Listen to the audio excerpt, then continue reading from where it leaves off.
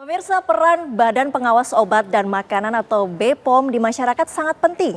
Badan POM melindungi masyarakat dari produk makanan dan obat-obatan yang membahayakan kesehatan. Dan siang ini telah hadir di studio TV One Kepala Badan Pengawas Obat dan Makanan Profesor Dr. Taruna Ikrar. Assalamualaikum, selamat sore Prof. Waalaikumsalam, alhamdulillah Sehat ya, Prof, ya? sehat. Prof, kita ngobrol-ngobrol santai aja ya Prof. Kita tahu masyarakat tentu sudah sering mendengar Badan POM ini ketika kita membeli makanan kemasan, membeli kosmetik, tapi mungkin masyarakat belum terlalu paham apa sebenarnya fungsi dan peran dari Badan POM sendiri, khususnya untuk fungsi pengawasan, Prof. Jadi pengawasan Badan POM itu ada dua payung hukumnya. Dia dari perintah Undang-Undang nomor 17 tentang kesehatan dan Undang-Undang nomor 18 tentang pangan. Dan dari undang-undang itu keluar peraturan Presiden nomor 80 tahun 2017 yang menginstruksikan kepada Badan POM sebagai lembaga negara yang bertanggung jawab langsung ke Presiden Republik Indonesia. Jadi tugas kami yaitu memberi penjaminan, jaminan keamanan, jaminan kualitas atau mutu, kemudian jaminan khasiat atau kemanfaatan atau efikasi, dan melakukan perlindungan masyarakat serta edukasi masyarakat. Jadi tugas Badan POM mulai dari hulu sampai hilir, mulai dari riset and development atau penelitian produk-produk baru sampai dengan penjualannya, distribusinya, sampai pada tahapan terakhirnya yaitu penindakan atau law enforcement. Jadi luar biasa Badan Pengawas Obat dan Makanan ini sama seperti seluruh dunia memiliki tanggung jawab yang sangat mulia yang ngurusin masyarakat mulai dari dalam kandungan. Anak-anak kecil yang masih dalam kandungan kan butuh suplemen biasa ibunya, butuh susu ibunya. Kan kita yang jamin produk yang dimakan ibunya selama hamil adalah Badan POM. Nah, sampai kalau besar dia sakit, dia butuh obat. Tapi kalau sehat, butuh makanan, butuh kosmetik kalau mau cantik. Sampai masuk ke dalam liang kuburan, kan sabunnya, kapur barusnya, kosmetiknya kan kita yang ngurusin, formalinnya. Jadi kesimpulannya, betul Badan Pengawas Obat dan Makanan itu sangat penting karena dia diberikan tugas oleh negara untuk melindungi masyarakat seluruhnya. Fungsi dan perannya sangat komprehensif ya, sangat Prof. komprehensif. Lalu apa isu-isu krusial yang menjadi tantangan BPOM khususnya di tahun 2025 ini, Prof? Nah, di tahun 2025 ini selama setahun kepemimpinan saya melihat isu yang krusial itu yang pertama mengenai produk ilegal. Kemudian beberapa produk overclaim. Kemudian beberapa produk yang berbahaya. Apakah itu kosmetik, apakah itu makanan, dan juga kalau obat-obat palsu. Itu menjadi tantangan tersendiri. Nah, tantangannya diperrumit karena kita berada pada era digital. Orang semuanya bisa beli online kan. Dan bicara online itu boleh jadi tokonya tidak ada di negeri ini, mungkin di negeri sana, di luar negeri kan. Dan dia beli saja lewat sarana. Contoh paling konkret, untuk produk-produk yang ilegal, itu kan dia jualnya dalam bentuk tautan ya. Dia pasarkan lewat e-commerce dan sebagainya. Tahun ini kita temukan ada 1,38 juta tautan. Yang kita minta take down, diturunkan, diblok dan sebagainya ke Menko Digi, Menteri. Jadi bekerja sama dengan kementerian terkait kementerian terkait. Nah, jadi itu salah satu contoh dampaknya luar biasa. Kemudian hal yang paling penting lagi, dampak ekonominya Badan POM itu, karena pilar kita kan ada 3. Pilar pertama adalah industri obat dan makanan tentunya ya, termasuk kosmetik dan seterusnya itu masuk dalam payung itu. Nah, itu jumlahnya itu ratusan ribu industri. Sampai ratusan ribu industri. Dan kontribusi ekonominya, revenue-nya, ada yang untung jutaan, ada yang untung miliaran, ada yang untung triliunan. Kalau digabung semua untung-untungnya itu, revenue-nya 6.000 triliun, berarti kita klaim ada 6.000 triliun kontribusi ekonominya terhadap PDB kita, terhadap gross produk domestik kita. Jadi 6.000 triliun kan besar ya. Iya betul. Ada inovasi yang dilakukan oleh BPOM untuk mengawasi begitu besarnya perusahaan-perusahaan yang harus diawasi oleh BPOM itu sendiri. Nah, saya melihat ada strategi yang paling prinsip yang saya lakukan. Yang pertama, Badan POM di bawah kepemimpinan saya itu harus transparan. Transparannya itu artinya karena seluruh budget untuk membiayai seluruh prosesnya, fungsi dan perannya Badan POM itu dibiayai oleh negara, disebut APBN. Itu uang publik sehingga kita harus pertanggungjawabkan. Oleh karena itu Badan POM harus transparan. Transparannya gimana? Dekat dengan media, dekat dengan masyarakat. Dan kita harus memberikan edukasi dan keterbukaan. Itu yang pertama. Inovasi yang pertama yang saya lakukan itu Badan POM adalah transparan. Dan itu dibuktikan. Kita ternyata untuk humas dan transparan dari Ombudsman, kita termasuk salah satu lembaga top yang mendapat penghargaan itu. Yang kedua, Badan POM ini karena dia sangat krusial, kita dalam hal melayani. Kita ingin rubah sistem yang selama ini masih mayoritas manual menjadi digital dan kita menggunakan yang disebut dengan artificial intelligence. Gunanya apa? Supaya proses perizinan, kan ada jutaan izin yang kami keluarkan tiap tahun. Nah, prosesnya itu harus, standarnya harus tetap, tapi kan kita berharap bisa cepat melayani. Contoh, dulu kalau mau obat baru, itu butuh waktu 300 hari kerja. Untuk mendapatkan izin dari BPOM. Badan POM. Sekarang kita potong, tinggal 90 hari. Bahkan kemarin kita bisa buktikan, 5 hari kerja kita sudah bisa keluarkan. Wow, luar biasa ya Prof. Misalnya radiofarmaka.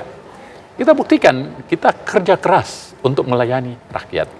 Nah, tentu termasuk kosmetik, suplemen, obat-obatan, dan makanan ya.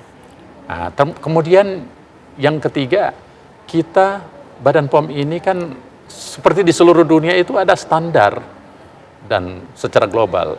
Nah, di bawah kali ini, tahun ini kita sangat mendapat penghargaan yang luar biasa dari WHO yang kita masuk dalam sebut WHO Listed Authority. Artinya kita negara berkembang pertama yang masuk dalam list WHO tersebut, yang regulator yang masuk itu. Berarti apa? Banyak manfaatnya. Itu achievement saya kira. Bahwa reputasi global Badan POM secara global sudah diakui seluruh dunia dalam standar tertinggi. Itu kan tidak gampang. Nah, kemudian yang keempat, kita mau berharap terkembangnya yang disebut dengan produk-produk inovatif. Jadi selain pelayanannya kita perbaiki, kita juga berharap masyarakat, produk-produk bisa cepat dipakai oleh masyarakat. Salah satunya produk-produk inovatif. Inovatif itu contohnya ada kosmetik, ada suplemen, ada makanan, termasuk obat-obatan. Nah, di periode ini kita kembangkan betul yang disebut dengan produk advanced therapeutic medicinal product, termasuk obat-obat kanker dan sebagainya, supaya rakyat kita cepat terlayani. Itu yang keempat. Terus yang kelima, kita juga pingin betul bagaimana Badan POM ini menjadi lembaga yang punya peran signifikan terhadap ekonomi nasional. Oke, baik, kita semakin menarik nih. Saya pengen tahu capaian-capaian BPOM lainnya, tapi usai jeda ya Prof, nanti kita ngobrol lagi tetap di Kabar Merah Putih. Anda kembali di Kabar Merah Putih, masih bersama kami Prof. Taruna Ikrar, Kepala Badan Pengawas Obat dan Makanan. Prof tadi sempat menyinggung capaian dari BPOM tahun ini yang luar biasa, masuk dalam WHO Listed Authority. 4 hari yang lalu, benar Prof? Coba diceritakan Prof, ini luar biasa sekali ya Prof ya. WHO Listed Authority itu adalah sebuah capaian, indikatornya itu ada 9 kriteria.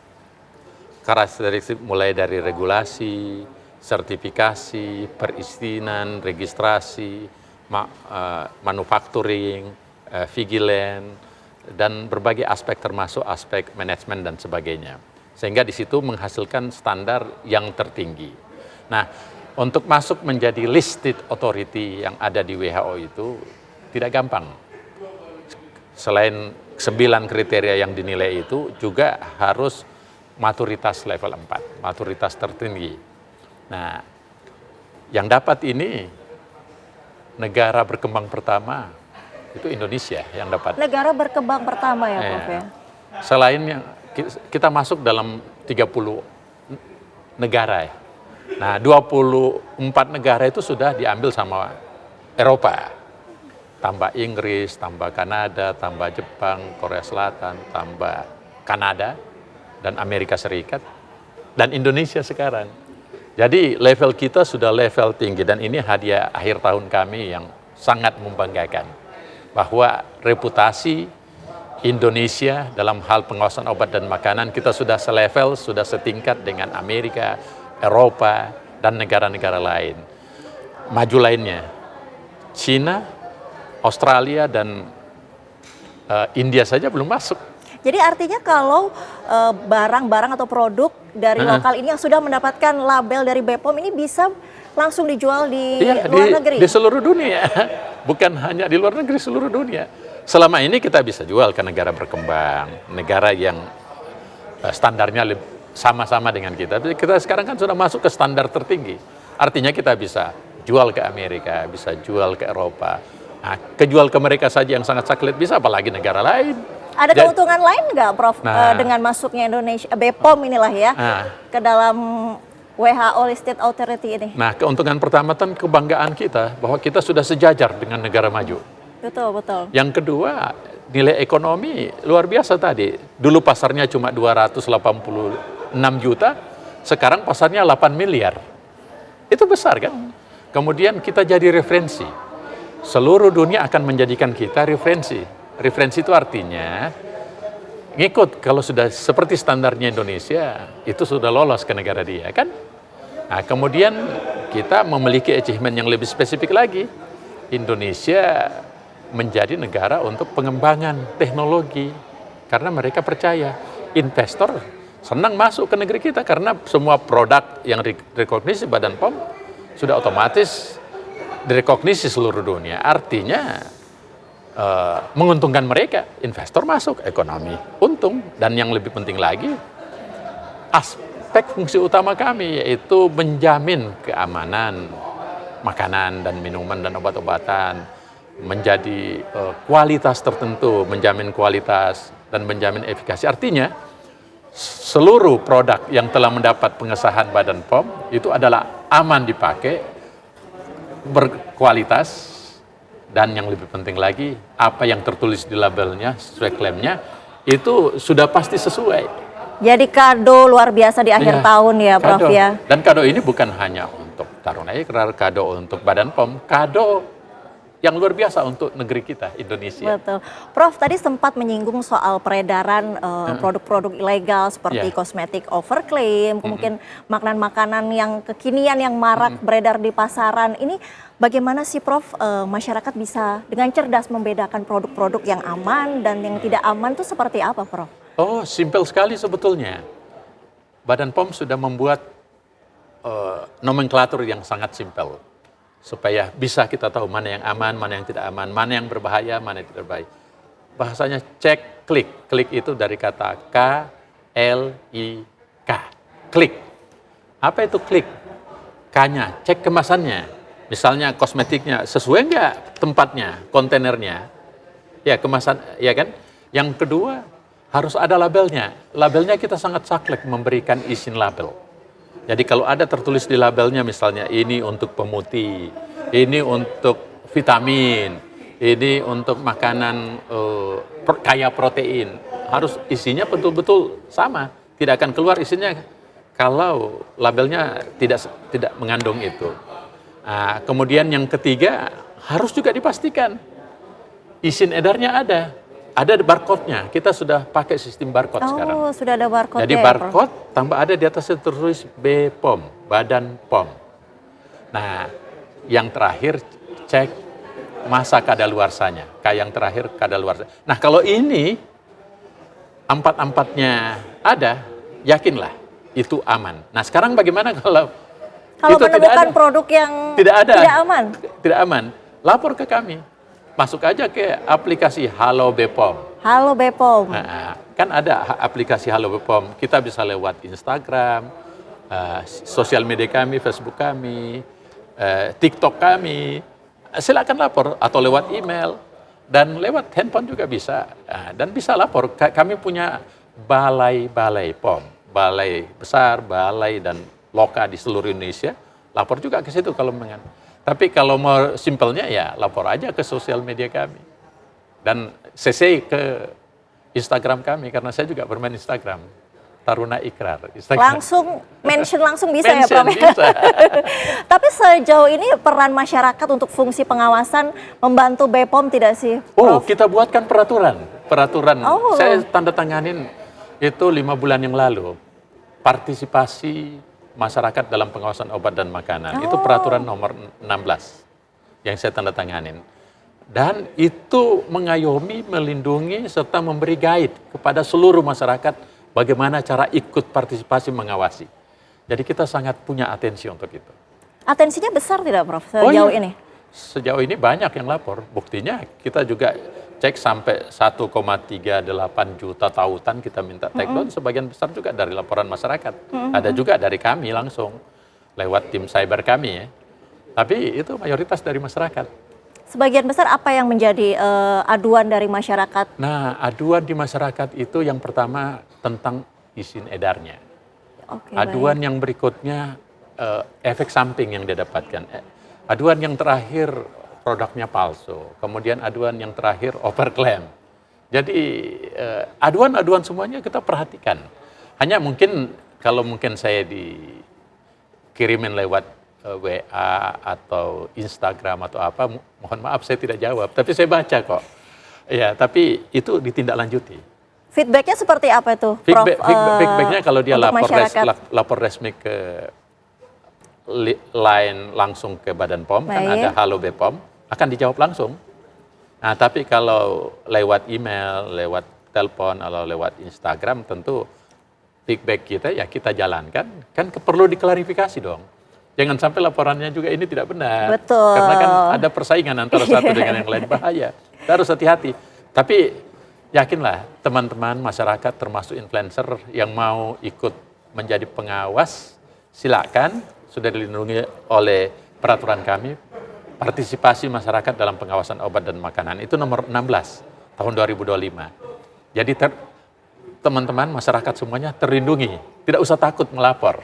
Siap, terakhir Prof, pesan dan harapan BPOM untuk masyarakat. Nah, tentu kita menjelang akhir tahunnya. Kami sangat berharap Badan Pengawas Obat dan Makanan ini, filosofi kami itu menjulang, membumi, mengakar. Yang pertama, kami berharap Badan POM ini memiliki reputasi global, itu menjulang. Membumi artinya semua yang kami putuskan itu bisa dilaksanakan aplikatif. Tapi yang paling penting lagi, Badan POM ini masuk ke sanubari dan dicintai oleh masyarakat luas. Luar biasa, Prof Taruna Ikrar, Kepala Badan Pengawas Obat dan Makanan. Terima kasih atas waktunya hadir di studio TV One sore hari ini. Sehat dan sukses selalu, Prof. Terima kasih.